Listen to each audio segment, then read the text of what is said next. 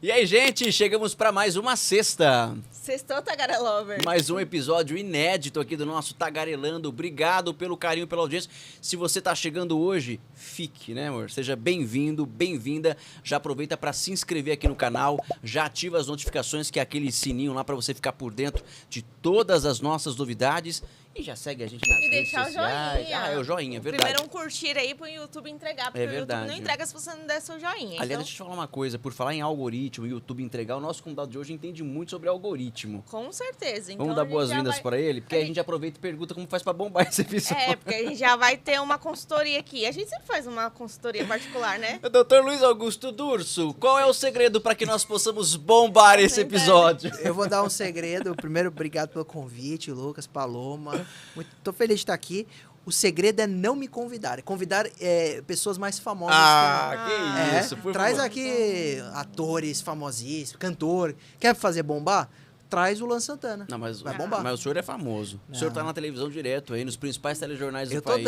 tô dando conselho, vocês que decidem. Mas o algoritmo tem que entender que esse papo é bom, não é? Claro. Tô brincando. E é importante. É interessante isso. Tem duas formas do conteúdo viralizar. Ou pelo convidado, ou pelo teor, pelo tema, pelo que a gente vai falar aqui. E aí tem alguns macetes, né? Por exemplo, os cortes têm funcionado muito para viralização.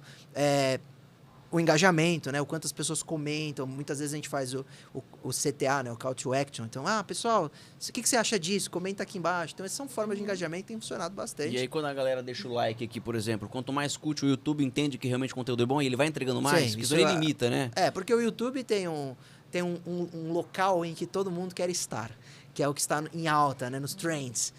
E lá só entra um conteúdo que realmente recebeu muita visualização em pouco tempo, ou muitos likes, e poucos dislikes. Então é bom receber o joinha. Vocês estão entendendo aí ou não? Você pegou o código, né? Instala o Drive. Instala o Drive aí. Você entendeu ou não? Já começa Assim, a curtir. tá, não, assim. E já Assim, manda pra galera também, porque hoje nós vamos falar sobre muita coisa interessante que tá em alta. Importantíssimo. inclusive. Mas antes da gente tocar o papo aqui com o Dr. Luiz Augusto Durso, vamos dar aqueles recadinhos que são muito importantes. Só falar das nossas redes sociais. Isso, que a esse é um gente recado tá- importante. Ah, tá. Achei que já era do Parceiro Lovers. Estamos nas redes sociais, Instagram, TikTok e Kawaii, e também nas principais plataformas de áudio. Pra você, se você não quiser assistir, eu tá lá fazendo um treino, faxinando, cozinhando, no transporte público, no trânsito de São Paulo, que é um caos.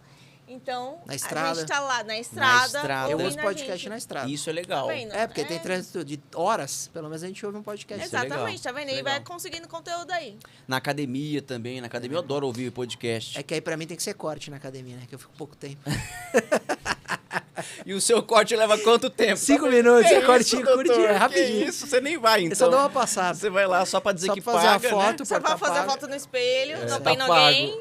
Não, mas é brincadeira, eu já malhei direito. É que agora eu tô passando por essa fase de cirurgias, Puxa, eu tô é afastado, verdade. mas eu vou retomar a minha atividade física. Vamos falar sobre isso, doutor. O doutor tá no pós-cirúrgico aqui no Tagarelando. Eu tô me sentindo lisonjeado por isso. Tá Você não? vendo? É verdade. Fazendo esforço aqui. Olha, eu preciso que você saiba que o Tagarelando é gravado aqui na Visionário Design, que é mais do que um estúdio de podcast, é uma produtora de conteúdo audiovisual. Por quê? Porque que você pode fazer podcast? Pode. Só que você pode gravar teu curso, você pode gravar o teu conteúdo no Instagram. Vamos falar de algoritmo hoje. Você quer bombar a tua empresa, bombar a tua imagem, quer fazer aqueles vídeos estratégicos? Aqui na Visionário você tem toda a estrutura com equipamentos de primeiríssima qualidade, um atendimento personalizado, uma localização muito interessante aqui na região do Tucuruvi, que é a zona norte da cidade de São Paulo. Você pode procurar Visionário Design e você vai contar também com mais de 10 anos de experiência do Rude, que é nosso parceiro. O Rude, experiência em produtora de conteúdo e em televisão. Isso torna ainda um diferencial ainda maior. Você vai ter aí um olhar visionário mesmo, como o próprio nome aqui Exato. da nossa produtora diz. Então venha para a família Tagarelando, porque agora nós também somos Visionário Design. Isso aí. Outra coisa que eu quero dizer pra você, meu parceiro, meu amigo, você que gosta de estilo, eu só uso Canaã. Você então que quer uma camiseta ou camisetas aí bonitas, básicas, simples, mas com aquele toque de requinte pro teu trabalho, pro teu rolê, eu indico Canaã. Os meninos estão com uma coleção incrível, tem a coleção clássica, tem os modelos aí da nova coleção, eles inclusive já estão com uma identidade visual nova, toda especial, e eles estão vendendo muito. Por quê? Por conta da qualidade dos produtos. Temos as camisetas, tem também moletom para aquele tempo mais frio, né? São Paulo, um dia tá frio, um dia tá calor, é sempre Na bom você verdade, ter... no mesmo dia, né? Então, é bom você ter um moletom legal, né? Você tem aquela bolsa. camisetinha básica, mas aquele moletom no guarda-roupa para você não passar apurado aí, como eu já passei algumas vezes aqui em São Paulo. Então, eu indico, e a Paloma logo logo vai indicar, porque os meninos da Canaã estão produzindo, pensando na moda feminina. Já cobrei. É em breve. Cobrei, mulheres. Ítalo e Gabrielzão, vocês estão agora com uma missão. É moda masculina e já pensem na moda feminina aí. Exatamente. Canaã é seu estilo, meu estilo é o nosso estilo. Vamos conversar muito com o nosso bora Tagaré Top hoje? tagarelar. Então bora tagarelar, vamos lá.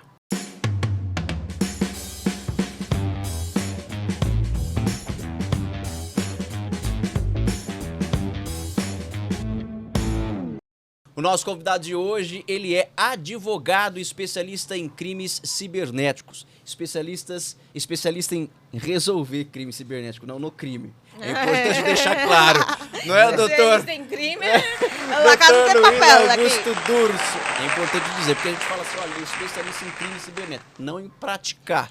Mas ele contou em off que hackeou Mas em família. identificar, hein? Olha, ela tá me expondo. Tá É expondo. spoiler? É spoiler isso aí. É Não, mas aí exposed, ele falou, exposed. Não, mas ele isso falou era na assim, infância, né? só Eu foi- vou contar, e só foi então. a família só, então tá tudo bem, né? Não, vou contar então, vou me defender. Primeiro, é legal você falar isso, porque eu tive que virar uma chave na minha área, porque quando eu trabalhava lá no começo da faculdade, estagiando com meu pai, o escritório é criminal da família.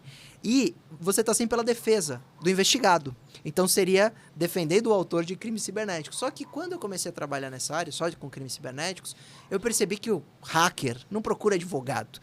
A demanda nessa área é muito maior vítima. das vítimas. Então, realmente, hoje, eu posso dizer que eu atuo mais de 90% pelas vítimas. Poucos casos eu fiz pelo investigado. Existe, viu? Existe. Às vezes, um indivíduo que... teve um caso que eu vou contar aqui. Um casal se separou e o ex-marido tacou o celular da ex-mulher na parede no dia que eles se separaram. Eles brigaram, ele tacou o celular na parede. Aí ele ficou com peso na consciência e na hora da separação ele falou, eu taquei o celular na parede, pode ficar com esse meu celular aqui, até você trocar, etc. E deu um celular dele que ele tinha lá guardado. Só que esse celular ele já tinha usado e estava logado no iCloud dele. Ela levou embora e eles começaram um processo litigioso de separação, divórcio. Ela fez um backup, pegou todos os dados e fez um restore do aparelho dele no celular que ela levou e ela teve acesso a e-mail, mensagens e ela usou isso no processo e ele pediu a instauração de inquérito policial por crime de invasão do dispositivo informático. E ela me procurou e eu advoguei na defesa dela para mostrar que ela não tinha invadido nenhum dispositivo informático. Na verdade, o celular veio com a senha, ela só baixou os dados. Então, são 10% aí que a gente acaba fazendo para esses casos que são investigados, mas são casos muito legais. E aí, em minha defesa, Conta que a essa Paloma história. deu spoiler, Já contou aqui? eu contei aqui, antes da gente começar, que eu sempre fui muito viciado em TI. Né? Eu nem pensava em ser advogado, eu queria trabalhar com tecnologia. E eu era tão viciado que os meus primos eram as minhas cobaias. Então eu brincava lá de Mas só mexer. precisa treinar. Exato, com um vírus ou outro, tal, que não era nada importante. Era um vírus que tirava o controle do mouse e o mouse ficava maluco na tela, abria e fechava a gaveta do CD, porque antigamente o computador vinha com CD-ROM, né? Então eu fechava e abria, eu fazia isso com os meus tios e meus primos, eles ficavam desesperados, mas depois eu contava que era eu. Então era uma forma de entretenimento e de treinar, porque era uma forma de eu programar, tal. Então foi aí que acabou a minha atividade de crime. hackear, não, crime não, hackear os parentes, mas foi sempre só pra divertir e eu aposentei. E olha que coisa Essa- interessante, já que você trouxe essa história, que era uma coisa que, na verdade, não colocava ninguém em risco, né? Era uma diversão ali e tal, Brincadeira. uma brincadeira. Mas olha como que os tempos mudaram, né? Porque hoje, quando a gente fala em hacker e quando a gente fala nessa questão de tecnologia, o quanto que isso tem sido utilizado para poder prejudicar pessoas, para poder roubar dados, para poder expor a intimidade dos Golpe. outros. Golpe, que é uma coisa muito em alta. É. Poxa, quanto tempo faz, né, que... De quanto tempo pra cá, ô doutor, que esse negócio tá assim, cara? Essa história que eu tô contando faz 20 anos. Então, olha isso. Eu tinha 15 e eu vou fazer 35. Então faz 20 anos. E nessa época, alguém que invadia um computador conseguia fazer pouca coisa. Que ganho ele tinha? Você invadia um computador de alguém da casa que o cara tinha instalado um MSN E não tinha mais nada. Tinha algumas informações de Word que a gente usava gravava no disquete. Então não tinha relevância. A invasão de um dispositivo, à época, não tinha relevância nenhuma para um criminoso. 20 anos se passaram e tudo mudou. Hoje, por que hoje a gente está no momento de golpe? Porque para que você vai cometer o criminoso, né? Vai pro farol armado e roubar alguém, se ele pode invadir essa pessoa se passando por uma central de atendimento do banco De casa. e tirar 30 mil reais de um empréstimo pré-aprovado. Entendeu? Não faz muito sentido mais. Então, a tecnologia hoje, a gente se tornou muito dependente da tecnologia e ela hoje é a grande responsável por você ter seus documentos, seu patrimônio, suas informações, suas comunicações, tudo isso tem muito valor. Então, realmente, a forma de cometer crime muda e também hoje o invadido tem um prejuízo que à época seria só a brincadeira. Mesmo se fosse um hacker criminoso, o que ele conseguia ter de informação? O que ele poderia extorquir essa vítima? Não tinha nem foto nessa época. Nessa época a gente não tinha nem câmera digital, a gente tirava foto e revelava as fotos. Então não tinha acesso a nada. Hoje ele tem acesso a tudo. Exato. E o celular também, na época, era só para ligar? Nem tinha. Não tinha. 20 anos atrás? Eu acho que o primeiro celular, aquele StarTAC, ele veio depois desta época, eu acho. Puxa, bom, eu se não não sei tinha também. Era Ok. tipo só a Elite, assim, que ia ter. Se existisse, era um StarTAC, que também não tirava foto. Não, exato, exato. O meu primeiro celular, eu não lembro nem quantos anos eu tinha, mas eu tava no ensino médio. Sei lá quantos anos eu tinha, não sei fazer conta, mas o meu primeiro celular, ele só ligava mesmo. O meu também. Só ligava e às Ah, o vezes ele Nokia- só recebia chamada, porque você tinha que... O Nokia tijolão. E o Porque jogo você da tinha que pôr, cobrinha. você tinha que Isso. pôr Era crédito. diversão. Então, o Nokia tijolão, ele deve ter se lançado, eu devia ter uns 16 anos. 19 anos atrás. É isso mesmo. Tinha acabado de lançar o Nokia tijolão. Olha Então isso. não tinha... Mesmo o celular não tinha relevância Que nenhuma, era só pra loucura. ligar. E era uma época em que os golpes eram o golpe do bilhete premiado. Os falsos sequestros depois... Começou, lembra? Ligava e falava, tô com seu filho e tal. Isso até veio... hoje. Seu pai cai... Não Nossa, cai, né? Mas recebe direto, né? Toda semana me Falso sequestram. sequestro? Toda semana. Mas naquela época começou o sequestro relâmpago, lembra? E eles levavam na agência bancária, porque começou a ter problema de cartão de crédito. Isso. Era clonagem de cartão. Era esse Saidinha tipo de banco. Saidinha de banco, acho que foi a época disso, dos crimes hediondos. A gente até, em 1990, começou o debate das leis dos crimes hediondos. Então, foi uma mudança para tentar diminuir esse tipo de questão. Mas aí veio a internet e aí mudou tudo. Eu não tinha essa perspectiva, né, quando eu comecei. Eu achava que as coisas iam mudar com a tecnologia, mas o iPhone foi lançado, eu já tinha acabado de entrar na faculdade, já tinha decidido. Então, realmente, é que tinha o BlackBerry, né, que dava uma ideia do que seria, mas ainda era muito distante do que a gente tem hoje. Nessa época aí, a gente nem pensava em falar de crime cibernético, né? Não se tinha nem noção do Não, nem tinha esse nome, eu acho. Né? Existia para grandes países se atacavam, nessa época já tinha. A reunião do G8, né? A primeira vez que você vê cybercrime em algum tipo de evento importante foi uma reunião em 1990 e pouco do G7, G8, e aí eles falaram em crime cibernético. Por quê? Porque era um país atacando o outro. Então o Pentágono se preocupava em crime cibernético nessa época. A Rússia. Mas você em casa era irrelevante. E você decidiu fazer advocacia, o direito, por causa do crime cibernético, ou você primeiro decidiu fazer direito e depois foi se especializar em crime cibernético? Não, Qual foi sua escolha? Eu fiz direito por causa do crime cibernético. Se não existisse um O direito crime- digital, eu não teria feito direito. Porque Sempre foi sua área. Eu era extremamente... Lá em casa nós somos 4. E eu sempre fui era muito claro o meu vício em computador. Em tecnologia, assim. E desde software a hardware. Desmontar o computador e montar. E depois formatar o Windows. Quando eu tava devagar, eu formatava um monte de... Meu pai falava, por que você fica formatando o Windows? Isso aí dá problema. Eu falava, não, muito pelo contrário. Eu tô ajudando, tô melhorando. Tá? Então eu era muito... Acompanhava novidade de lançamento de memória RAM. Umas coisas bem de nerd mesmo. E aí eu fui fazer web design com 16 anos. Então eu primeiro fui pro TI. Fiz web design, fiz programação no Senac, aqui na Zona Norte, inclusive. E aí, depois, lá vocês devem conhecer, na Voluntários da Pátria, tinha o Senac. Aí, depois, eu cheguei e me formei no colégio. Aí, eu tinha 2 opções, fazer alguma questão relacionada a TI ou direito por causa do meu pai, da família. Meu avô era advogado, todos os meus irmãos nós somos todos advogados. Aí, meu pai falou, olha, tem um direito digital que está começando, isso em 2004, e vai ter repercussão. As coisas vão ser pautadas por aí. Aí eu fui em um evento e falei, puxa, é legal mesmo, né? Esses debates sobre direito digital. Aí eu me convenci a fazer direito porque eu sabia que tinha essa área digital. E aí assim foi. Assim que eu entrei na faculdade, eu conheci um professor que trabalhava nessa área. E desde o início eu falei, você vai ser meu orientador. Ele foi. Meu trabalho de conclusão de curso foi crimes cibernéticos. Isso foi bem no comecinho mesmo desse direito digital. Tinha um escritório no Brasil dessa área. Hoje é uma das principais. Mas se não tivesse essa área específica do digital, então você não teria feito direito? Não. Você teria contrariado o pai, a família? Trabalharia com TI. Com TI. Certeza absoluta. Hoje eu sou feliz e realizado no direito. O direito é incrível. É uma área muito legal. Ser advogado é muito gostoso, né? Você ajudar as pessoas e tal, mas eu adoro que isso esteja inserido num cenário digital. Porque eu sei que com a minha área, seja com uma atuação jurídica processual, seja com uma atuação de comunicação, como eu faço na imprensa, eu pressiono as coisas a melhorarem, entendeu? Quando a gente vai, por exemplo, eu presido na Associação Comercial a Comissão de Cibersegurança. A gente recebeu o presidente do Banco Central. Eu fui o único do evento que coloquei na parede, todo mundo meio que agradando, porque era presidente do Banco Central e tal. Eu cheguei e falei, não, e o Pix? Vocês liberaram o Pix, tá com problema de sequestro relâmpago, quando vocês vão mudar e tal? Então, eu acho que por causa do meu trabalho, da minha atividade, eu consigo melhorar as coisas.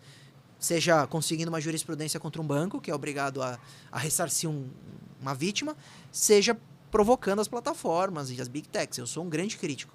Você vai achar minhas entrevistas, você vai ver que eu bato muito em plataforma, porque eu acho que elas realmente negligenciam o cuidado. Teve uma demanda no meio da pandemia de recuperação de perfil no Instagram. Então, eu abri uma equipe por causa disso. Do nada... Nossa, muita gente perdeu o Instagram. No meio da pandemia teve uma onda de invasão, só que você entrava em contato com a Meta para recuperar, a Meta não respondia. Você era ninguém.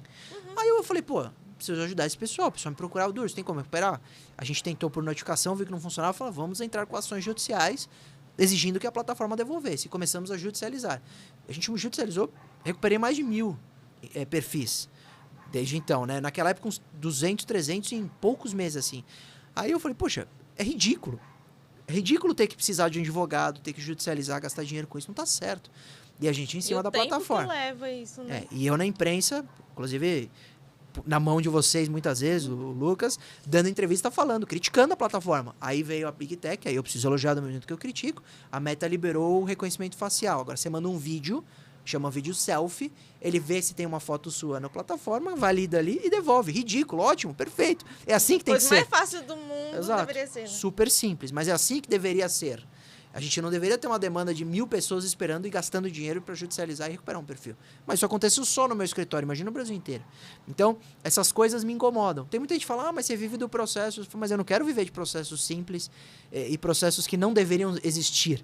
Eu gosto de questões, causas complexas, relevantes, né? Que o pessoal tenha debates jurídicos profundos. Agora ficar debatendo se tem que devolver ou não o perfil. É claro que tem, que o perfil invadido tem que devolver, não tem dúvida nenhuma jurídica.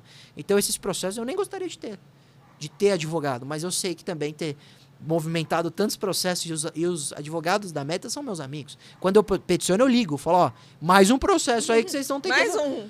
Aí eu falo, poxa, vocês resolvem isso tecnicamente, fala na plataforma, tá? Não é tão simples, mas vamos falar. E aí eu acho que isso gera uma pressão para mudar as coisas. Então eu fico feliz porque eu acho que hoje eu juntando tudo isso, alguma diferença na vida das pessoas a gente faz para melhorar. Você falou do Pix agora há pouco, que você colocou o presidente do Banco Central na parede, né? Contra a parede. Cara, o Pix eu acho que realmente foi uma ideia muito legal, facilita a vida da gente em muita coisa. Só que é isso, trouxe esse negócio aí de que agora existe até uma quadrilha do Pix. Os caras perceberam que é tão fácil roubar a gente que eles criaram uma quadrilha e essas quadrilhas elas vão se multiplicando. Você acha que hoje as normas de segurança do Pix, porque acho que agora tem limite, não tem? Tem alguns limites aí para que você possa fazer transferências, horário, aquela coisa toda. Isso é o suficiente, é o bastante, ou ainda se aponta alguma falha, ou teria como ter feito isso desde o início? Então, suficiente não, eu já adianto minha resposta, mas, por exemplo, quando eu coloquei essa pergunta e questionei o presidente do Banco Central à época, não existia nem esse bloqueio temporário de madrugada, essa diminuição de limite de madrugada, que são questões que vieram 6 meses depois do lançamento do Pix. Nós tínhamos em São Paulo quase zerado o sequestro relâmpago. E isso explodiu com o Pix quando ele liberou. Então, a plataforma é maravilhosa. Eu defendo a plataforma, como você. Eu acho que o Pix é uma evolução que o mundo inteiro está babando na nossa tecnologia. E ela é segura do ponto de vista tecnológico. Ninguém invade o sistema do Pix. Eles invadem o aplicativo, que aí é vulnerabilidade diferente, né? Do app não é do sistema. O sistema é muito bom. Quase como uma blockchain, quase como cripto. Então, o problema não é do sistema, o problema é a ponta. Como que você inibe a ponta? Por exemplo, com uma iniciativa muito simples, que o Banco Central chegou e falou, ó, depois das 8 da noite, 10 da noite, acima de R$1.000 vai bloquear. E se você eventualmente quiser fazer, cadastra aquele favorecido com um prazo maior, ou você entra em contato com o seu banco e você libera. E olha que interessante, para reduzir o limite, ele é imediato. Então, se você vai agora lá e fala, eu quero colocar meu limite R$500, ele vai aprovar imediatamente. Se você, depois que mudou para 500, quer colocar 3.000, ele pede 2 a 3 dias para aprovar. Você começa a criar dificuldade mínima para que você diminua o sequestro relâmpago. Então, o que eu acho que nós somos cobaias desse sistema, é isso que eu penso. Então, eles liberaram um sistema com pouca segurança, foram aprender os problemas que isso gerou e depois foram correr atrás de soluções. As soluções até então são boas? São boas. Resolveram? Melhoraram, não resolveram. Aí, por exemplo, você fala, então fala alguma coisa, já que você é o crítico, né? Fala alguma coisa que pode melhorar. O MED. Nós temos um sistema dentro do Pix que é o Mecanismo Especial de Devolução, MED. Teve uma pesquisa desse ano que apontou que 9% só das reclamações do MED foram eficientes, resultaram na devolução do dinheiro à vítima. 91% não. E a resposta é porque faltou saldo, ou é saldo insuficiente na conta do criminoso, ou porque não era caso de MED. Poxa, será que um sistema de segurança que deveria fazer um bloqueio para devolver o dinheiro para uma vítima, 9% ele é razoável? Eu acho que não. Eu acho que dá para melhorar esse sistema. Por exemplo, além do MED, complementar tem o bloqueio cautelar, que é um sistema que quando você faz um Pix de um valor muito alto para uma conta de alguém, que você nunca transferiu, que é muito diferente e tal, o banco deveria, e ele pode, né, pelo bloqueio cautelar, bloquear isso e não deixar o cara movimentar esse dinheiro. O criminoso ia ficar com esse dinheiro travado na conta para validar com a pessoa que fez a transferência. Você realmente fez? Você realmente quer transferir? E isso não acontece na prática. Você vê pouquíssimos casos de bloqueios cautelares eficientes. Então, tem um monte de solução disponível. Um outro banco aí, que eu não preciso citar. Um banco famoso digital estava tendo problema de crimes cibernéticos. Aí eles viraram e falaram assim, pô, como que a gente diminui a transferência do Pix para o sequestro relâmpago? Valida que só é possível transferir acima de 2.000 se você tiver no Wi-Fi da sua casa. Olha que solução simples e eficiente. Então, acima de 5.000, 10.000, se você cadastra lá, só no Wi-Fi da sua casa.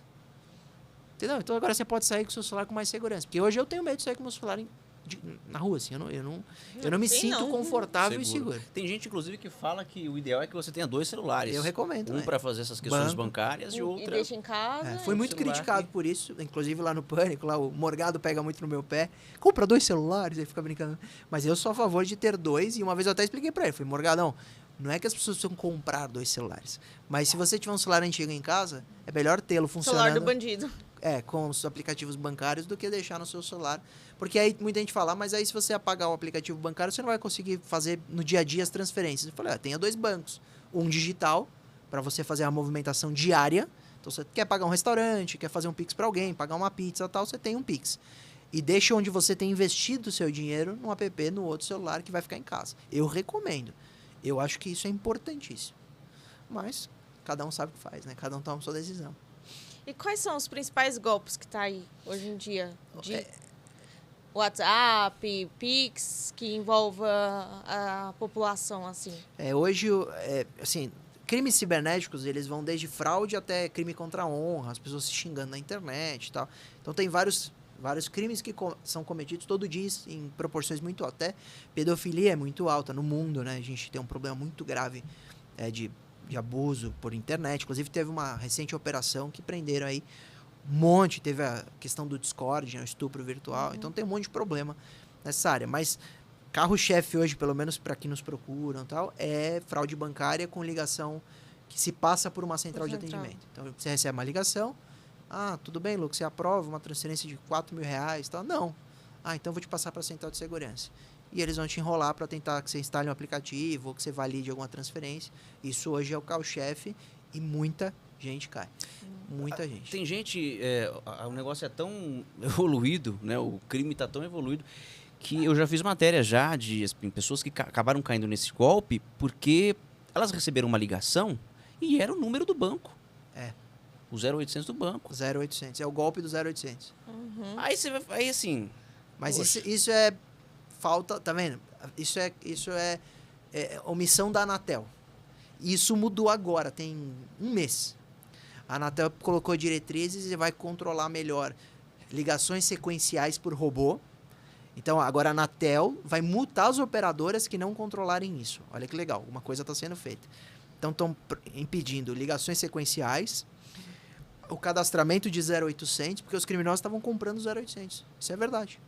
Você Aí recebia você a tá na ligação. tua casa, você recebe Não, uma SMS ligação do vem agora Bradesco. 431, aquele um número curtinho, assim, não é mais os números esquisitos. Eu até esses dias, ó, eu recebi... Cara, eu passei o dia inteiro recebendo um SMS em nome do Bradesco, dizendo: compre análise no valor de R$ 3.750 direto. via Mercado Livre. Caso eu não reconheça, ligue para a área de segurança. Tem um número aqui que é para eu clicar Qual e o número? ligar. Qual o número? 4004-6406. Então, aí você vê 4004. Já é um número parecido, se não Bradesco. igual os que eles usam Só com... que aí eu fui lá no aplicativo, não tinha nada. E outra, compre análise, não isso é recebi fraude. nenhuma dica. Não, Fraude. não, óbvio. Aí, ontem, cara, também passei o dia inteiro recebendo, ó, recebi 34 Só que gov.br. O valor a receber em seu CPF sobre o imposto de renda vence hoje. Cara, já recebi o imposto de renda, já até gastei o dinheiro, nem existe mais. Ah, meu, Não, hoje é o em dia dia- inteiro isso, Não. cara. Não, e hoje em dia, tipo assim, quem compra muito na internet, eles estão mandando agora de exterior, Shopee, Shein, que eles ficam mandando agora que tá na tributou. alfândega. Meu, esses dias eu abri meu e-mail e faz mó tempo que eu não compro. Então, assim, eu nem seria. Só no meu spam era, seu produto tá esperando a taxa de... E eu vi blogueira, influencer falando que pagou. E eles sabem. E aí ela falou assim, cara, foi na semana que eu comprei. Parece que eles sabem que você comprou e manda pro seu e-mail. E sabe qual é o problema disso? É que quando você cai nesse golpe da falsa tributação de algum produto, você vai pagar de imposto R$100. Aí depois você paga, né? Você paga lá e faz o Pix pro criminoso e tal. Aí você descobre que você foi vítima. Puxa, perdi R$100.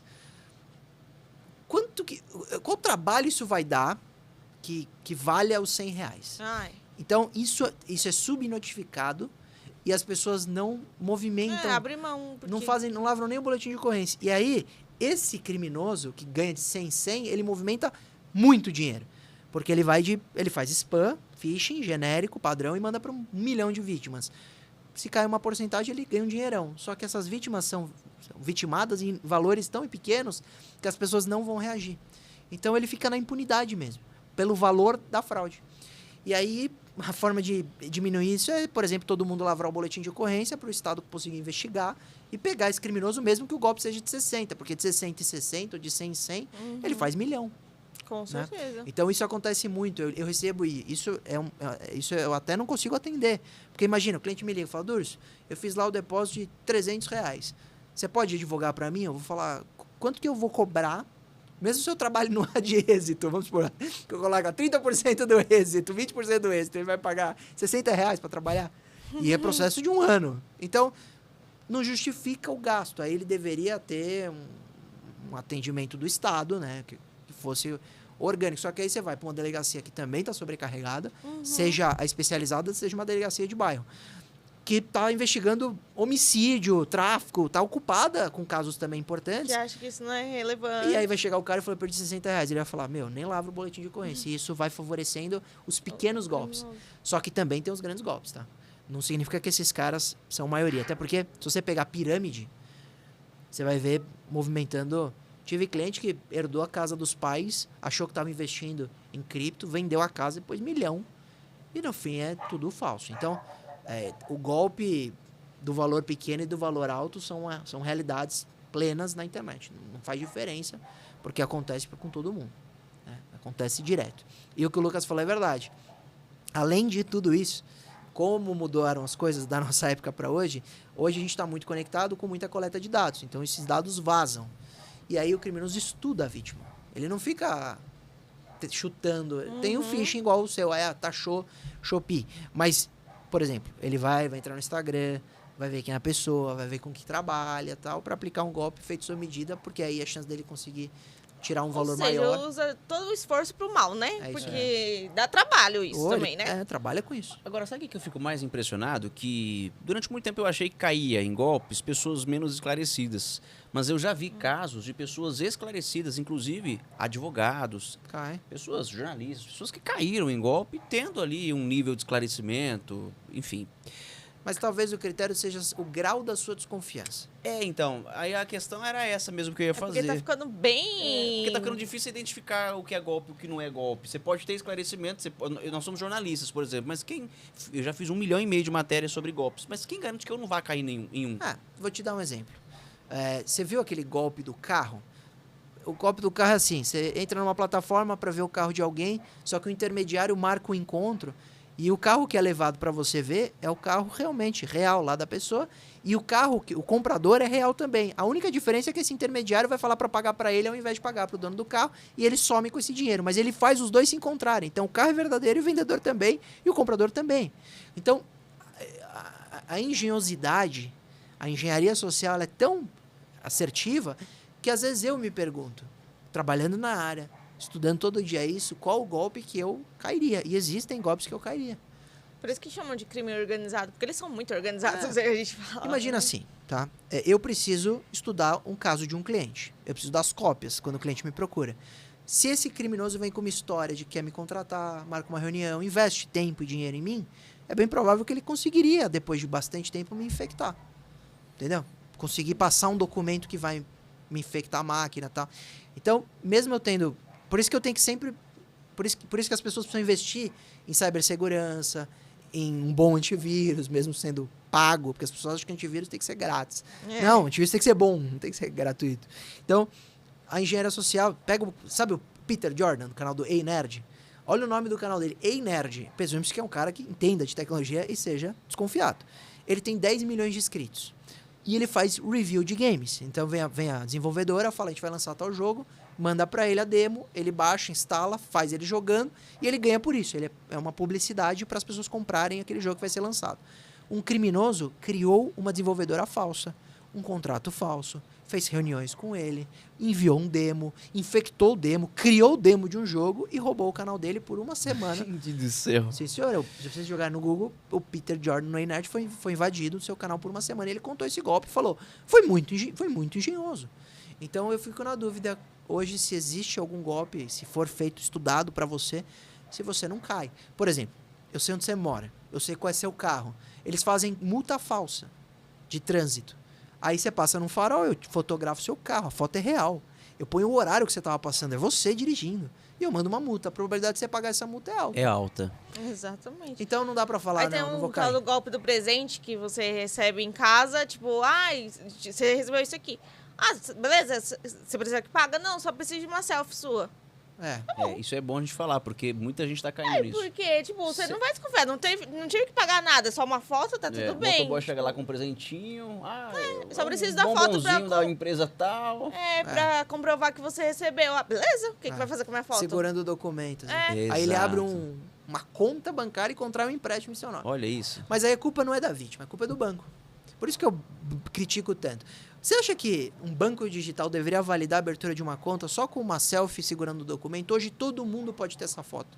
Qual a dificuldade de eu ter uma foto sua assim? Hoje, nenhuma. Nenhuma. Bastaria eu falar, vamos fazer um negócio, eu preciso preciso que você mande isso para formalizar. E você tira essa foto, eu tenho essa foto. Então, isso não deve ser. Como eliminar isso?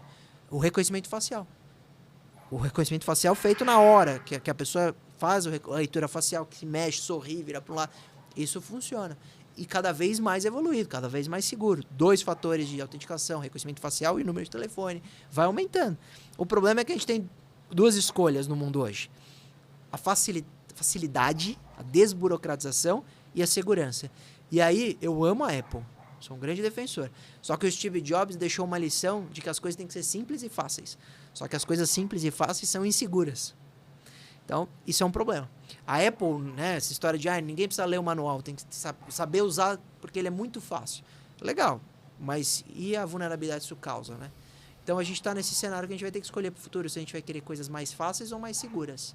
Hoje, a gente está escolhendo as mais fáceis, que são os exemplos dos bancos digitais.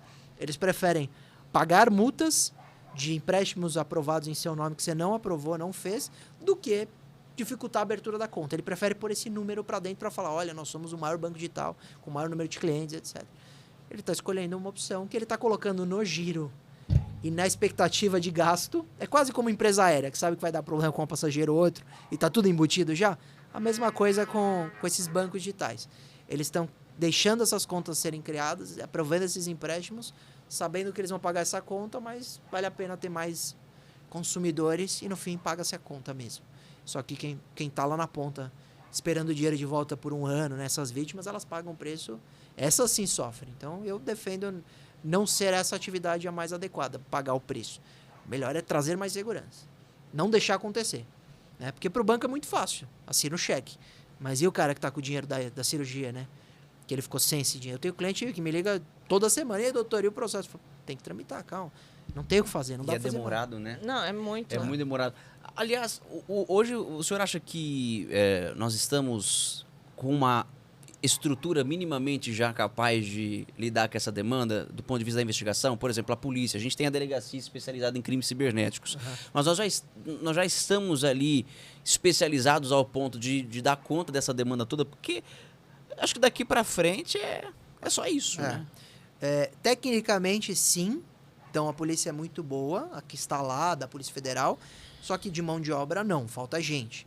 Falta 16 mil policiais na Polícia Civil em São Paulo. Isso é dado da doutora Raquel Gallinatti, que foi a presidente da Associação dos Delegados aqui do Estado. Então, faltam policiais, significa que não tem gente suficiente para presidir os inquéritos, e esses inquéritos tramitam de maneira mais devagar, mais morosa. Então, hoje uma investigação demora muito.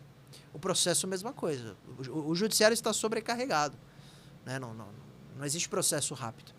E isso é por causa de várias questões. Né? Primeiro, a estrutura do judiciário é enorme mesmo, já é difícil. E no Brasil nós temos essas possibilidades de judicializar as coisas. Né? A gente não tem uma cultura de resolver isso de maneira de composições e acordos, né? Câmaras de negociação. Então, você vai, às vezes, para alguns países da Europa, você pega as partes, antes, né, de qualquer processo. Vamos resolver? Vamos. Você compõe. Você consegue medidas que as pessoas cheguem em algum acordo e resolvem. Aqui no Brasil, ele prefere a briga. Vai para o litígio, aí faz os processos. Porque, por exemplo, o PROCON tem uma atividade que, inclusive, fez o aplicativo para fazer isso, unir empresas e consumidores para isso não virar processo. Consumidor Gov.br, são todas essas atividades de defesa do consumidor que tem esse objetivo, unir essas pessoas para elas chegarem num acordo. Aí você vai ver os índices não são tão altos. As empresas preferem a briga também. É culpa do consumidor, mas também é culpa da empresa. Elas não resolvem. Fala, puxa, realmente aqui, extraveu sua mala, você ficou 3 dias sem mala, você tinha um terno que você ia usar para sua apresentação, ou você perdeu o pendrive da apresentação, tá aqui, vou te indenizar porque é justo. Não, processa e eu prefiro pagar o advogado, entendeu? Então tudo vira processo. Né? Eu tive muito... Porque assim, depois que eu fui pro direito, eu descobri que eu me inquieto muito com injustiças. Isso me deixa louco da vida. E, recentemente eu tive uma briga no aeroporto que foi... Eu pus até no meu Instagram, quebrei o pau. O que aconteceu? Não, fui embarcar... Quebrei o pau. Fui embarcar... Posso falar na empresa aérea? Pode. Na Gol. Fui embarcar na Gol, cheguei no portão de embarque, tem que despachar sua mala de mão. Aí eu falei, tá lotado o avião? Ela falou, tá cheio o avião. Eu falei, mas tá lotado? Não, tá cheio. Eu falei, então eu gostaria de embarcar. Se não tiver espaço no bagageiro superior, eu despacho. Mas se tiver espaço, eu quero ir com a minha mala. Por 3 razões. Primeiro, porque tem eletrônica, eu sempre levo câmera, tá, por causa das entrevistas. Segundo, porque vocês judiam da mala, chega toda quebrada. Senão é que vocês cuidam da mala. E terceiro, porque extravia. Né? Se vocês tivessem um índice baixíssimo de cuidado e essas malas não extraviassem, eu despacharia sem problema nenhum. Então, eu quero ir até a aeronave ver se tem espaço. Ela falou, não vou deixar você embarcar por causa da resolução 400 da ANAC. Eu falei, eu conheço a resolução 400 da ANAC e ela não disse que você pode me impedir o embarque porque eu não quero despachar. Ela disse que eu sou obrigado a despachar se não tiver espaço no avião. Tem espaço no avião? Ela falou, o avião está cheio, senhor. Aí eu tirei o celular e comecei a filmar. Falei, você está me impedindo o embarque e está obrigando a despachar a mala? Ela, sim. Estou impedindo seu embarque e obrigando a despachar a mala. Eu falei, e se tiver espaço no avião, eu vou processá-la. Ela falou, pode processar. Tá bom, eu despachei a mala. Ah, não, perdão, desculpa. Aí eu tentei tentei embarcar à força, fui impedido por... Eu falei, então tá bom, tô embarcando, saí andando, eles me impediram e tal, chamaram a polícia, eu chamei a polícia, eles chamaram a polícia, eu chamei a Polícia Federal, vieram os agentes e tal, eu falei, eu vou voltar e vou lavrar BO, pra mim é crime de constrangimento ilegal, porque estão me obrigando a fazer algo que a lei não me obriga. Mas ok, eu tinha palestra, eu tava indo trabalhar, falei, então eu vou despachar e a gente vai se ver ainda, falei pra moça, falei, você vai lembrar de mim. Tá bom. Despachei a mala, embarquei no avião, meu amigo. Começo a abrir, tudo vazio. Tudo vazio. Por quê? Porque eles têm um procedimento, à época tinham, de obrigar todo mundo a despachar do grupo 5, 4 e 3, né? Só 1 e o 2 são os prêmios que não precisam despachar. E eu, claro, tava no grupo último. Aí eu falei, não, comecei a filmar. Falei, ó, tem um monte de despacho. Chamei Aí já dentro do avião, eu falei, por que tem espaço me obrigar a despachar? Não é procedimento de segurança. Eu falei, mas não foi a informação da lá embaixo. Cada um falou uma coisa. Peguei essas imagens e postei. Aí eu mandei pro Celso Russomano. Mandei pro Celso, o Celso Russomano falou com o Nenê Constantino, que é o fundador da Gol, mandou as minhas imagens. Aí o Nenê falou, não é admissível, não tá certo esse procedimento, tá constrangido. Porque eu falei, não é por mim, falei pro Russomano, falei, não é por mim, eu despachei a mala, dane-se. Mas tem um monte de gente lá que não sabe nem que não pode se negar, né? O que poderia se negar, que simplesmente ela vem com a resolução 400 ANAC na tua cara, como se fosse a lei mor, e você acaba Vai falar sendo... o quê? É lógico, pro leigo, você vai Exato. falar de uma resolução, você vai falar, Tá bom, não sei o que diz, tá na lei, né? Aí o Nenê mandou me ligar o Celso Ferrer, que é o CEO da Gol. Aí ele me ligou. Você deu uma movimentada.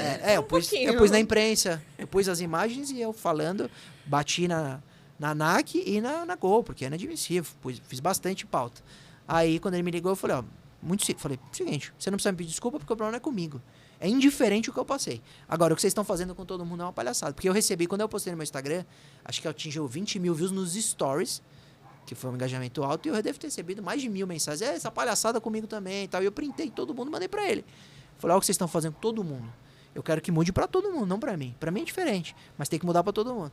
Aí ele, não, vou te explicar, a gente vai rever o procedimento e tal, porque ele falou, não, pra segurança. Eu falei, pra segurança, mas por que vocês estão falando já antes do embarque que a categoria 5 tem que despachar? E se a 1 e a 2 e a 3 não tiver mala, vocês estão obrigados a despachar porque eu sei que é pra economizar tempo, pra eles é bem mais fácil que despache, né?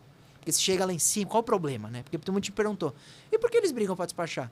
Porque se chega lá em cima e você não despachou e não tem lugar no bagageiro, dá trabalho despachar essa mala. E aí, às vezes, tem 5, 6 malas. Aí tem que ficar mandando pro bagageiro pra baixo. Tá? Então, eles preferem já te constranger no embarque. Né? Nem chega na... Mas eu briguei muito. Aí eu ia mover a ação, mas aí eu falei, não, pra mostrar que não é por mim, eu não vou processar. Não é por mim. Não é por mim mesmo. Aí levei pra comissão da UAB de consumidor. Eles moveram lá também alguma medida. Levei pro Procon. E na delegacia do aeroporto, lá tem um registro meu também. Contra a empresa. Porque é inadmissível. Então, aí eu percebi que eu não gosto muito desse tipo de coisa que eu vejo, não, que é injusto. E às vezes eu compro briga de outros, né? Essa vez foi comigo, dando exemplo, mas muitas vezes eu vi fazendo errado com outro. Falei, não, tá errado, você tá errado. Tem que, eu vou pra cima. E a galera da Gol deve te adorar, né? Deve ter uma fotinha lá. Uma foto sua. Proibido embarcar de qualquer jeito. De persona não grata. Você quer saber? Posso falar? Lasque-se. Passageiro não grato. 2 semanas depois eu tava ao vivo na Jovem Pan. Eu falei disso e aí vem o GC. Cachorro Joca morre no bagageiro da Gol. Então, se tem alguém que merece... Emblemático o caso. É isso aí. Então, se a Gol gosta de mim, pra mim hoje não faz diferença nenhuma, porque é uma empresa horrível. Porque eu falei assim, não me surpreende o cachorro ter morrido. Eles não tratam bem o ser humano. Você acha que eles vão se cuidar do cachorro no bagageiro? Então, é uma empresa péssima. A experiência é horrível, eu falo, não tenho prejuízo. E eu espero que melhore com as nossas críticas. Só isso. Eu não tenho nada... Até porque depois eu viajei com outras empresas e elas não repetiram esse procedimento de obrigar a despachar no embarque. Elas conversam, se você explica, tem muitas empresas que falam, não, então embarca, tá. Agora a Gol foi tapa na cara. Então, se é pra tratar mal todo mundo, a gente vai criticar, né? Se eu não falo, alguém tem que falar, alguém que tem exposição tem que falar. Então eu realmente comprei essa briga. Realmente tá certo, e falou com propriedade, né? Porque conhece da lei, conhece. Exatamente. Né? Sabe o direito. Tinha na ponta da língua o que diz a resolução. Agora, a título de justiça, eu embarquei semana passada ou retrasada para São José dos Campos, via Gol, para dar uma palestra, e não pediram para ninguém despachar a mala. Então, eu não sei se as coisas mudaram, mas aí eu vou elogiar esse voo, porque não foi comigo, não foi para ninguém.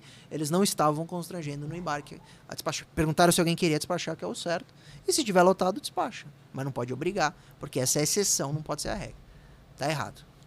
Doutor, e uma solução para uma coisa que vem acontecendo muito, principalmente agora, e principalmente com gente famosa, mas gente anônima também, de as pessoas comentarem em tudo na sua rede social, acabando com sua raça, falando, recentemente teve o caso do que começaram a falar que os filhos da Virgínia não era do Zé Felipe, acusando de Satanã, e um monte de gente criando teoria da conspiração, e ela falou que ia processar todo mundo.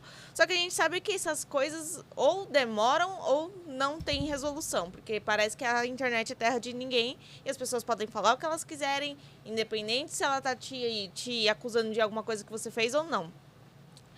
Tem alguma solução que as próprias redes sociais, no caso no Instagram, a Meta, pode fazer a ponto de excluir um comentário desse, tipo, automaticamente? Ou rever? Porque eu já denunciei algumas coisas assim e, tipo, só falar assim, não foi contra as nossas diretrizes. Uhum. Só que, claro que foi, a pessoa tá saindo me ofendendo, entendeu?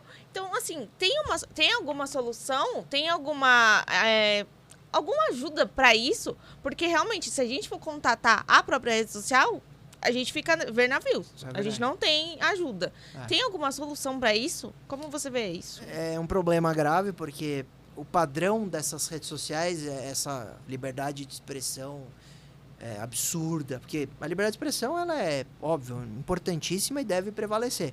Mas se o indivíduo está cometendo crime, o algoritmo devia apagar esse comentário. Mas as redes sociais não fazem e não querem fazer. Isso é fato. Até se debater um pouco sobre pele das fake news e responsabilidade de plataforma, mas também, imediatamente, o discurso público é dizer, estão te censurando. Você não vai a história falar. De regulamentação da mídia, né? Exato. Então, nós, como jornalistas, somos contra a censura, mas é o que a Paloma falou e o que o senhor está dizendo agora. Eu também sou contra a censura. Exato, então, mas aí, é isso. Qual que é o limite, então, de você poder cometer crime ou difamando pessoas nas redes, assassinando reputações em nome de uma liberdade de expressão? O limite da liberdade de expressão está na lei. Cometer o crime não pode ter garantido a liberdade de expressão, entendeu? Então, por exemplo, se um indivíduo faz um post e esse post é racista, esse post tem que ser apagado. Mas apagar é censurá-lo? A lei permite a censura de crime. Isso que as pessoas têm. A grande confusão hoje é que o indivíduo ele tem um conteúdo apagado pela plataforma, pelo algoritmo. Então ele posta lá um conteúdo de vazamento de pedofilia. Esse conteúdo apagado, ele fala, nossa, eu fui censurado pela plataforma. Sim, você foi censurado pela plataforma, porque isso está autorizado em lei, porque você cometeu um crime. Você não pode ter esse conteúdo no ar. Primeira coisa. Segunda coisa, tem uma ação judicial.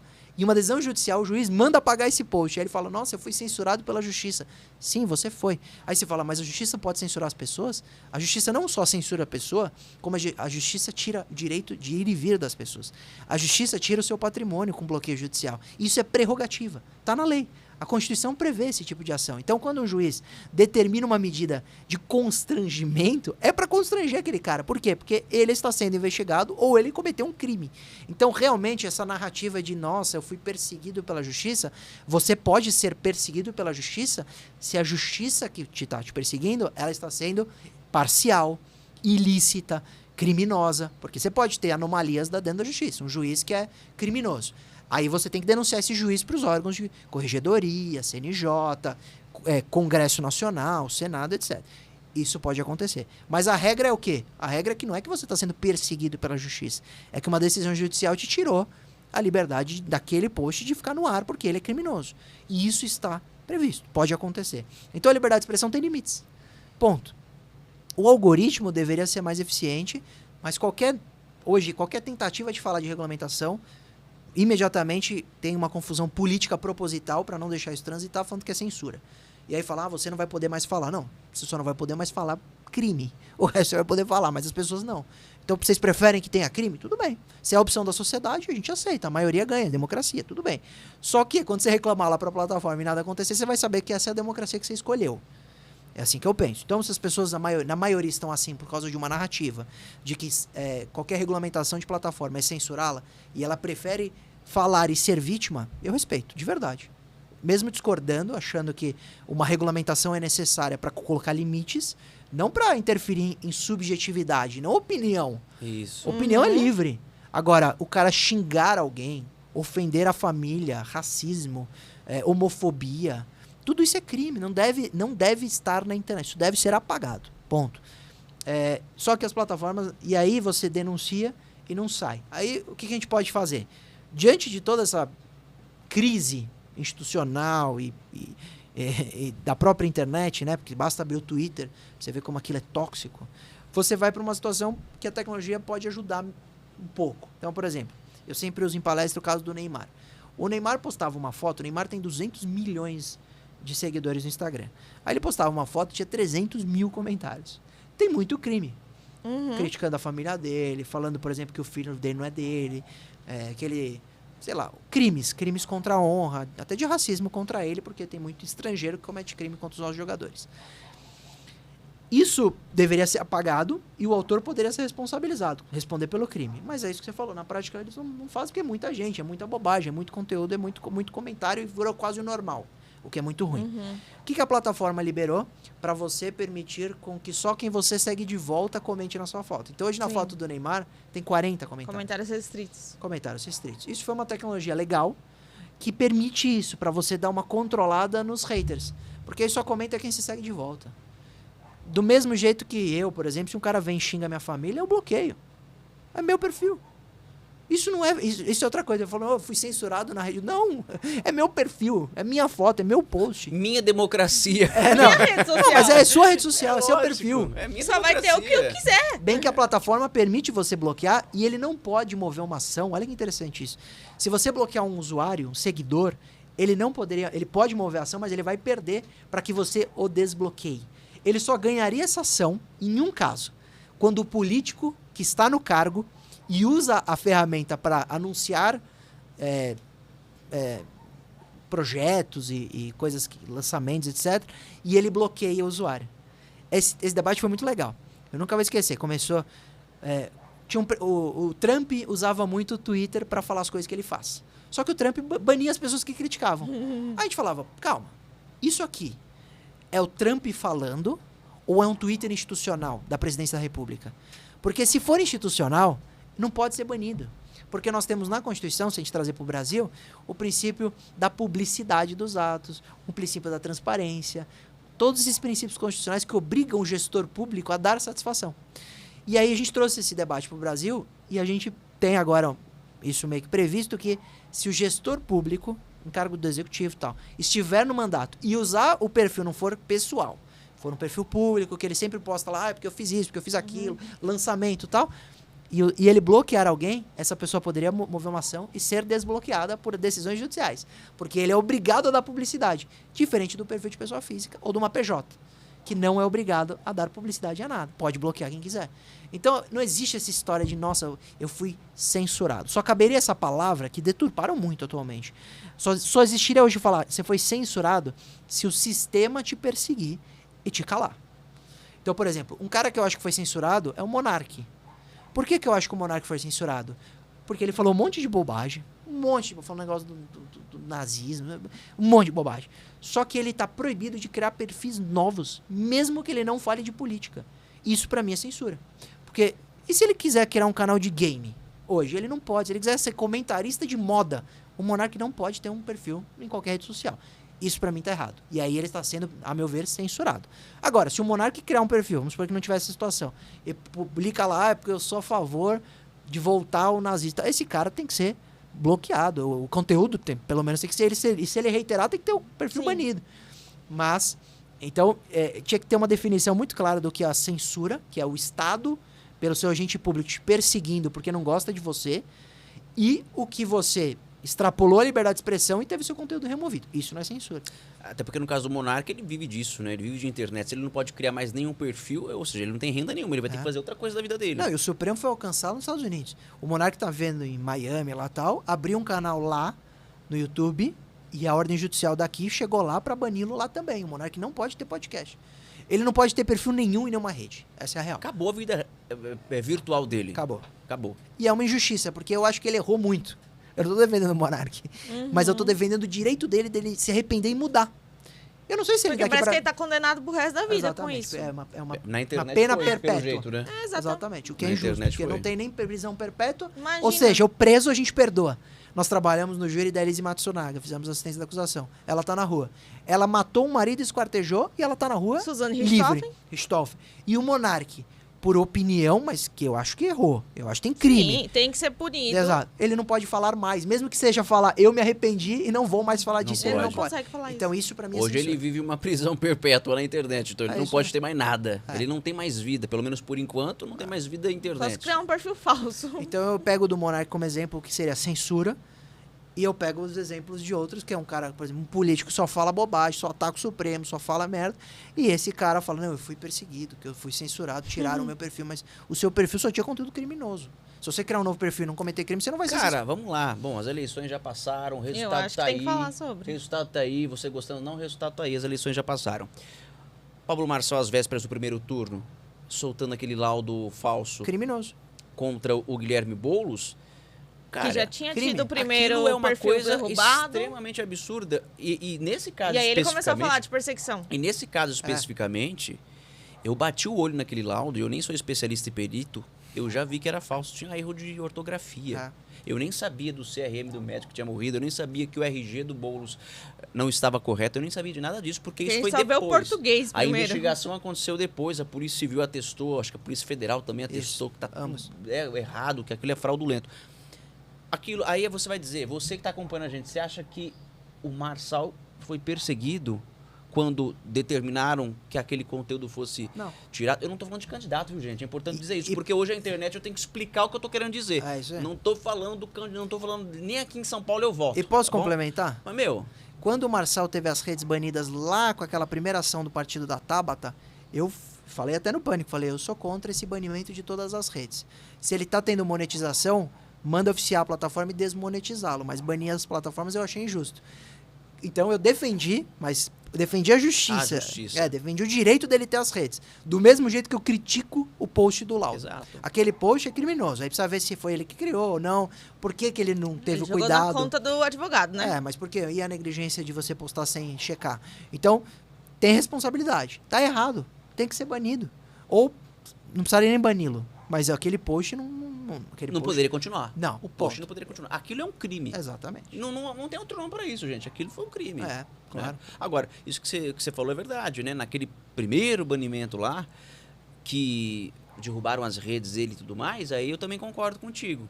Se ele estava ganhando dinheiro com aquilo, né? Então se quer puni-lo, então que Outras medidas antes do banimento, é né? isso. Então, beleza, o cara não vai monetizar, não vai ganhar mais nenhum centavo com esse conteúdo por Isso. determinado tempo, lá, enquanto a campanha durar, não sei. É. Mas, de fato, então, Eu achei ter injusto. tirado do ar. Tiraram o site da campanha. Não tinha nada a ver, o site tiraram, então eu achei injusto. Mas é por isso que a audiência tem dificuldade de entender o seu trabalho, meu trabalho, da imprensa também.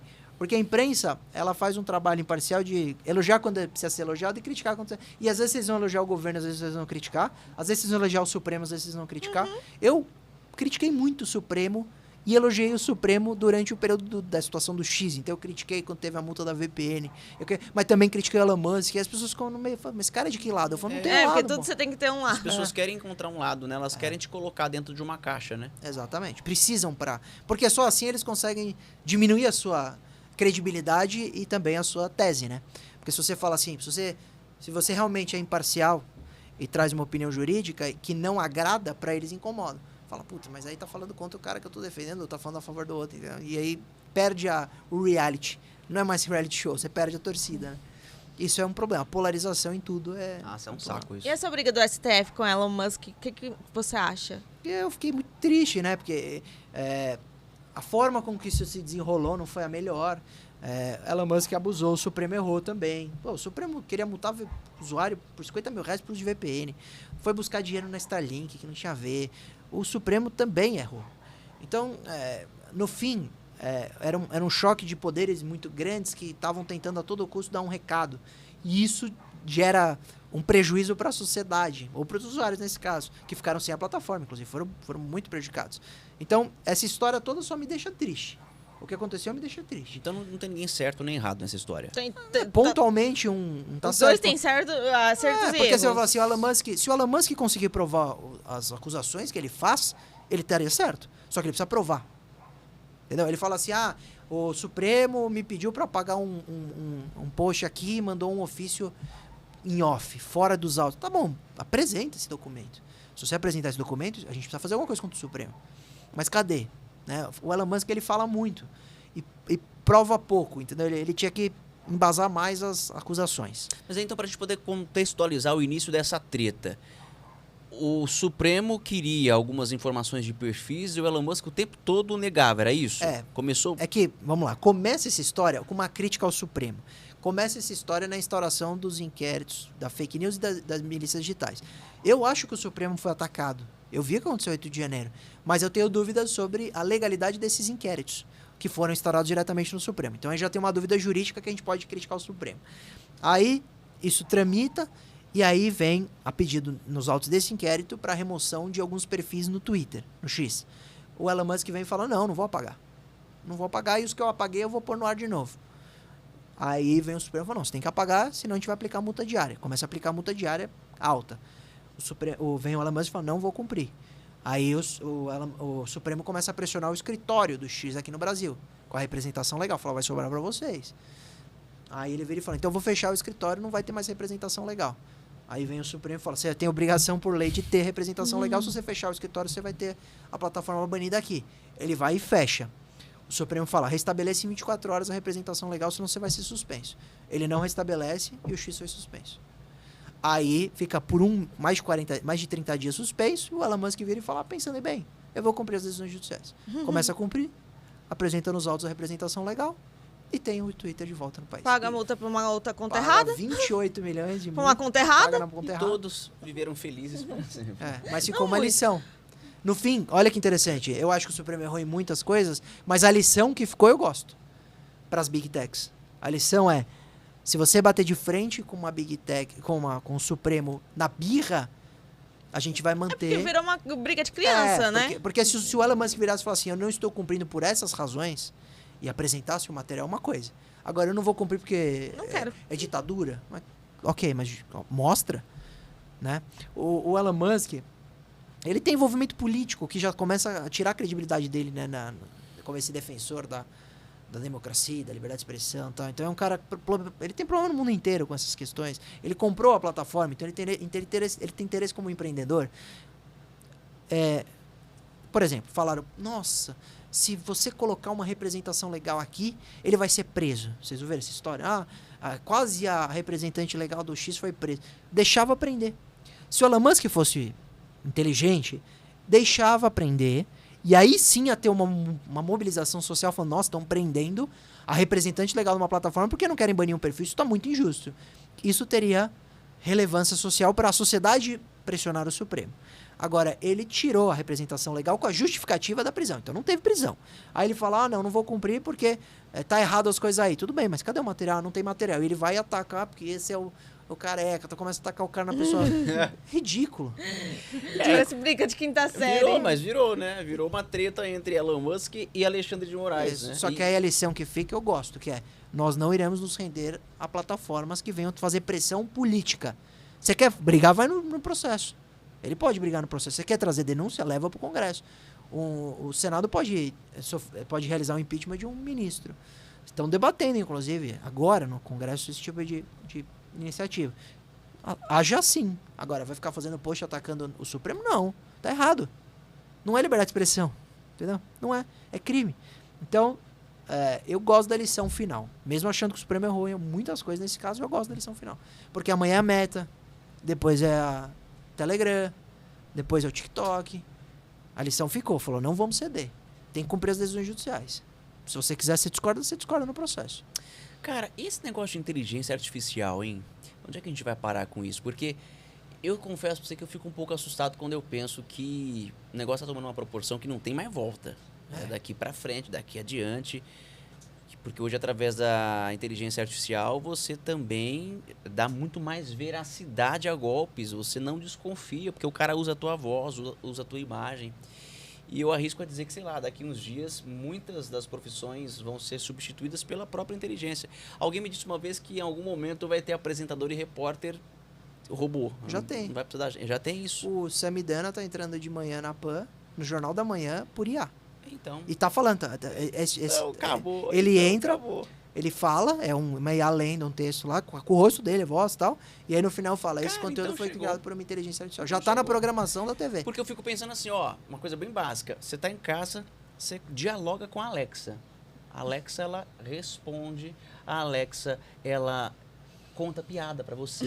Canta parabéns pro filho. Parabéns pro filho. A Alexa canta. A Alexa é Ou quase seja, uma babá. É lógico. Fica me zoando, que eu fico Companhia. conversando com a Alex. Você não tá mais sozinho em casa. A você Alexa tem me ajuda com o neném, viu? Então, Distrai muito meu filho, Alexa. ela conversa com o bebê? Ela canta parabéns, ela faz beatbox. Tá com quanto tempo seu bebê? 10 meses. 10 meses. E ele adora a Alexa. E então você ama a Alexa mais, né? Mais, porque ela me ajuda ela muito. te ajuda Eu muito. ponho no repeat infinito. Parabéns pra você. Então, cara, nós estamos falando da Alexa. Você imagina a inteligência artificial, então. Então vai ter um dia que vai ter um Lucas, que eu não vou estar aqui, mas eu vou estar aqui. É. Teve um caso do... Inclusive, eu fiz uma pauta no SBT com o Bruno Sartori. Ele mexe com deepfake. E ele foi contratado por uma família. Uma mãe perdeu um filho precoce, né? Devia ter na cidade, eu tinha 20 e poucos anos. E ela queria ter um vídeo de adeus, um vídeo de tchau. E ele produziu via deepfake esse vídeo. Então, ele criou esse conteúdo do filho se despedindo da mãe. Ela contratou pra isso, tá? E parece que foi muito legal a experiência. Então, realmente... Teve o Celso Portiolli, né? Que colocou um Tem vídeo a- dele abraçando o pai dele, né? A foto, é verdade. juntando as duas fotos, dá pra fazer as pessoas se abraçando. O Portiolli Exato. fez isso. Eu vi primeiro no Instagram Não, eu dele. acho que se usado pro bem, ela é válida. Exato. É que eu tenho muito medo da proporção que ela tá tomando, né? É Como absurdo. tudo, né? Tipo, igual a gente tava falando, o Pix seria uma coisa ótima. Isso. Mas sempre o crime vai tentar levar de uma forma, então... E vai conseguir. E vai conseguir. Eu acho que a gente vai repetir a história do Pix. Vão liberar a IA, sem controle e regulamentação. Ela vai ser usada pro crime. Ela vai ser muito eficiente pro crime, porque você vai ver seu filho na videoconferência pedindo dinheiro. Você vai ver o empresário lá, dono da empresa, mandando você fazer uma transferência do caixa da empresa. Você vai ter conteúdos falsos de políticos se batendo, ofendendo, agredindo. Porque, pelo menos agora no Instagram e no TikTok, tem como você selecionar. Ah, esse conteúdo foi feito... Se coisa. você quiser apontar Então, que se foi. você quiser. Então, se o cara não quiser, ele não vai colocar. Não vai. E E aí não tem como saber. teria por perícia. Só que a perícia demora... Não, a gente não tem mão de obra para Como tudo periciar. demora Então, no Brasil. por exemplo, como é que eu vou provar que aquele cara que tá falando um absurdo, aquela frase racista, homofóbica, não sou eu, mas tem a minha cara e a minha voz? Você vai ter que periciar. O problema é que se for um vídeo seu, você pericia e resolve. E se for centenas, milhares? Porque ele vai produzir isso em minutos. A gente tá preparado pra isso? De jeito nenhum. Nem pra isso. Nem, olha o que eu defendo, que eu vou falar aqui, vai ter muita gente que não vai gostar de mim por causa disso. Mas eu defendo uma legislação tão restritiva que a gente não tem acesso à plataforma enquanto a gente não tiver maturidade para usar. Eu defendo o banimento do acesso à IA. Por exemplo, tem a Sora, a ChatGPT, é da OpenAI. Então, a dona do ChatGPT é a OpenAI. Elas lançaram uma ferramenta de IA, chama Sora, para produzir vídeo. Você escreve um cavalo andando de patins, ela te entrega um vídeo de 1 minuto perfeito, idêntico, animal. Tem lá no meu Instagram, inclusive, eu sempre posto. Imagina nessa facilidade de você escrever ao Lucas, batendo em alguém, batendo no cachorro e tal, e ele vai produzindo, baixando e publicando. Um que viraliza, outro viraliza, tal, ele contamina, imagina os cortes do Marçal, tudo em IA. Então imagina essa rede de distribuição de cortes fazendo IA para destruir sua reputação. Isso vai ter um prejuízo enorme. Então, o que eu penso? Eu penso que esse cara que vai produzir esse conteúdo não deveria ter acesso a essa plataforma. Só vai liberar depois que a gente tiver uma forma de checar quem vai usar, com CPF, com validação, e formas de periciar o material para falar isso é falso ou não, às vezes pelo próprio algoritmo. Enquanto isso não existir, se a gente liberar para todo mundo usar, vai ser uma catástrofe. Vai todo mundo ter seu vídeo vazado falso, prejudicando, com fraude, com golpe, com crime. Vai ser absurdo. Só vai ser bom para marido infiel. Vai ser bom pra marido infiel? Porque ele vai falar, não era eu no vídeo. Certo. Só pra ele. Porra, mas ele vai ter que provar e vai dar pra provar né? Não, porque mas vai ter demora, né? Não, vai ter tanto conteúdo falso que ele vai ter uma carta na manga que vai ser a melhor. Só pra ele vai servir, porque pra todo o resto vai ser prejudicial. Pra todo mundo vai ser ruim. Caraca, dá medo, sabia? De pensar. E pra substituir mão de obra, eu também defendo por lei. A gente, por exemplo, colocar assim, numa empresa em que nós temos hoje 90% da mão de obra humana, que por lei não deixe que seja menor que 50%.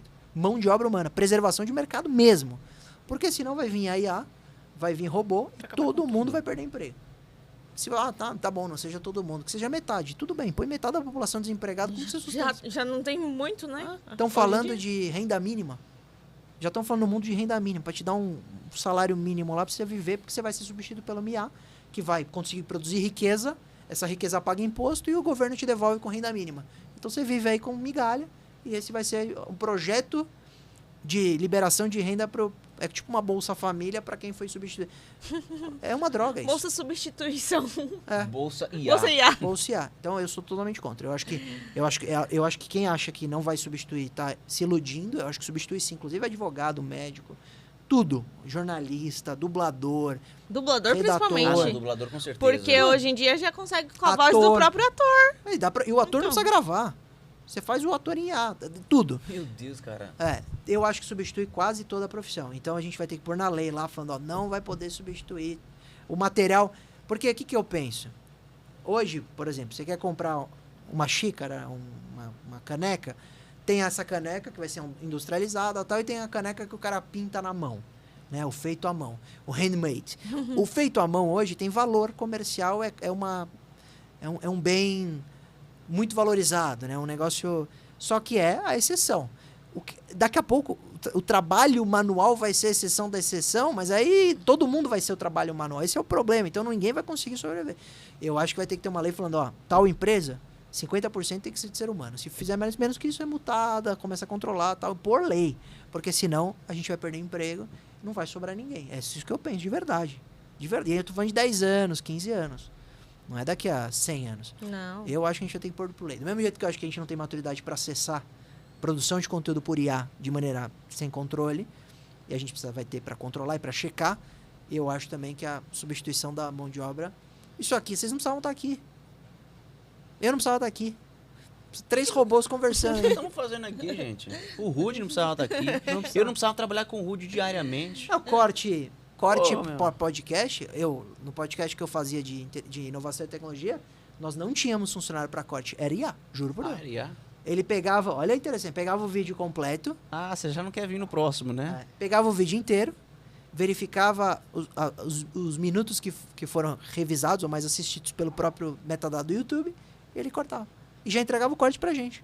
E se você programar, ele já publica no TikTok. Não precisa nem... Ah, não, gente, mas é demais. automático. A gente usando isso. É alienígena isso, não é? Uma coisa muito louca. Aí você pensa, puxa, que bom, né? Que eficiente e tal. Mas eu deixei de contratar alguém pra fazer isso. É, Então é ruim.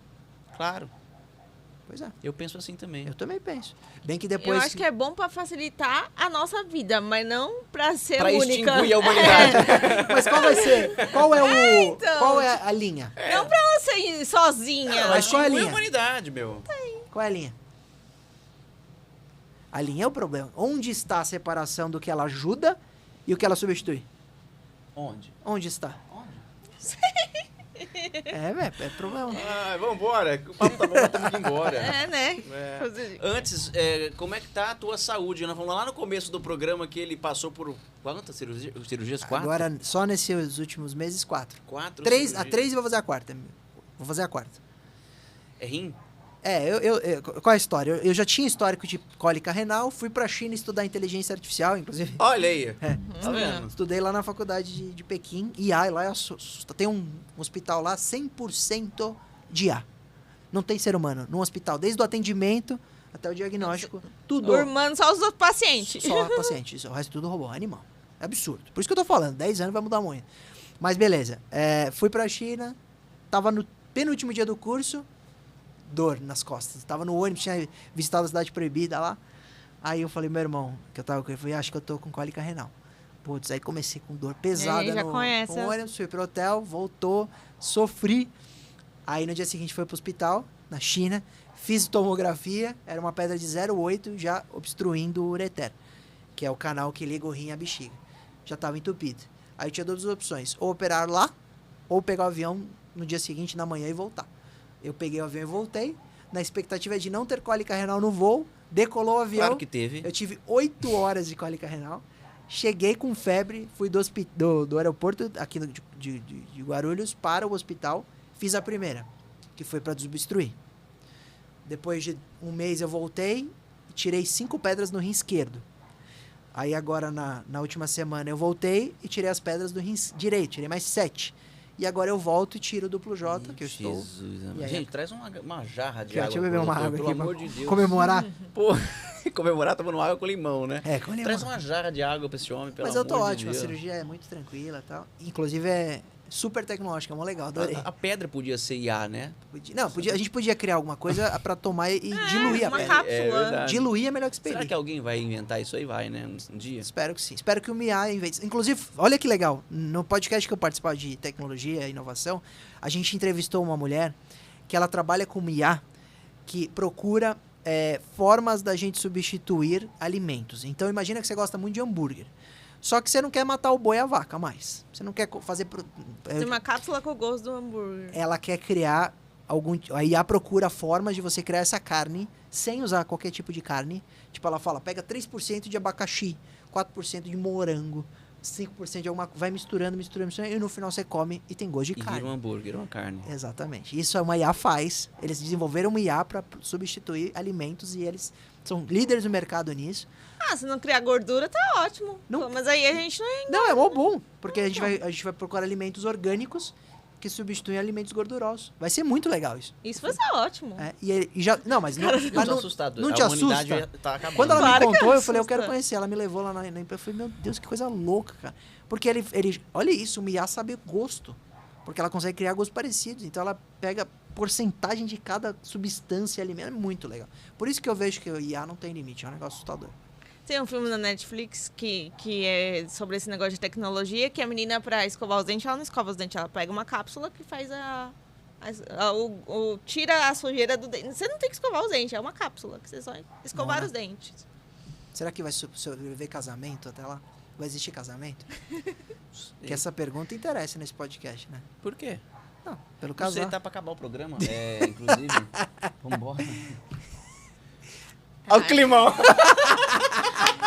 Isso nem a IA previu. Olha o climão. Você vê? Pô, você deixou pro fim a pergunta Você vê, você chegou de esquecido, meu? né? Cacete, Eu avisei velho. que eu tinha ia. esquecido. Eu avisei que eu ia constrangê-los com a pergunta do casamento. Poxa vida, ele E eu deixou lembrei. pro A final. última pergunta. Ele deixou pro fim que não tem como cortar, né? Não, mas eu estarei nesse casamento. Vai Com ser toda lindo. certeza, com toda certeza. Porque é o casal 10. vocês E não vai merecem. ser por inteligência artificial o Por casamento. favor.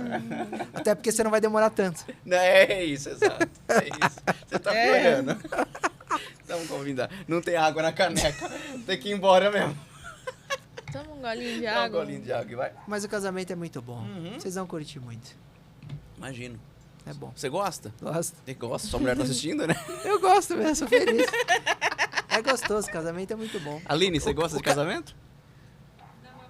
Na maior parte do tempo. Boa Ruth, você resposta, gosta Ju. do casamento? Ah, ama, né? Que homem romântico. É bom, casamento é bom.